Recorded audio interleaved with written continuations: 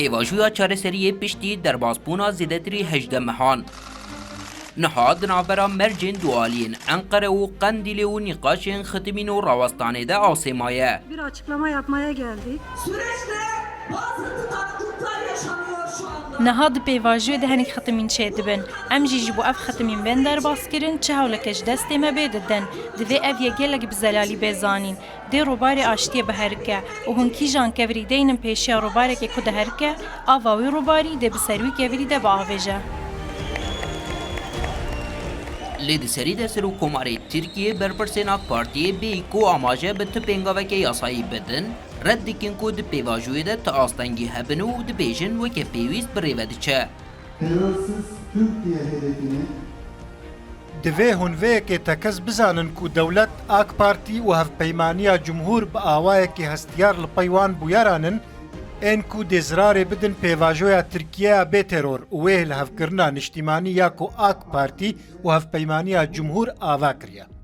Demokratik ve sosyalist güçleri Lê Qendîl li bendiyê ku hikûmeta Tirkiye ji bo berdewamiya çekdanînê û vegera gerîlayan pêngavên yasayî biavêje. Her wiha rewş û azadiya rêberêgirtiyê PKK Abdullah Öcalan jî yek ji xetên wê yên sor e. Hikûmeta Tirkiye jî çaverê dike PKK qonaxa xwe hilweşandinê bi dawî bîne, bi temamî çekan deyne û wê demê pêngavên yasayî biavêje. Daxwazên Qendîlê karvedanên hevpeymana AK Partiyê Partiya Yekîtiya Mezin li pey xwe anîn.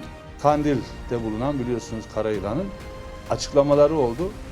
داخویانین کرا اعلان اکل قندیله چیبون دبیجن اگر ترکیه وان گوهرتنین یاسایی ینکو او داخوازی که نکه عفویه که گشتی در نکه و او ده چکان دانیننو کشو هوای آشتیه یا ده ترکیه هیا ده تیگ بچه اگر بی مرج بی بازارو بی دانوستاندن چکان دانینن و خواه فسخ نکن او دکارن بنارینا لرابردوی پر بزلالی ببینن که انجام وان ببچه بلا هر کس بزانه به اف در کمارا ترکیه و کس نکاره گفان لی بخوا و تلیا خوژیره بهجینه.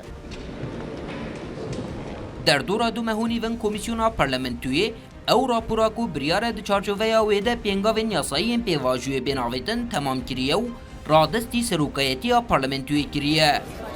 Di demekê de ku raya giştî li bendê bû piştî cejna Remezanê û bi taybetî di meha Nîsanê de li gorî raporê ew pêngav dest pê bikin.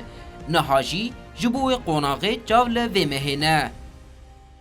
Ferdî Sak, Rûdaw.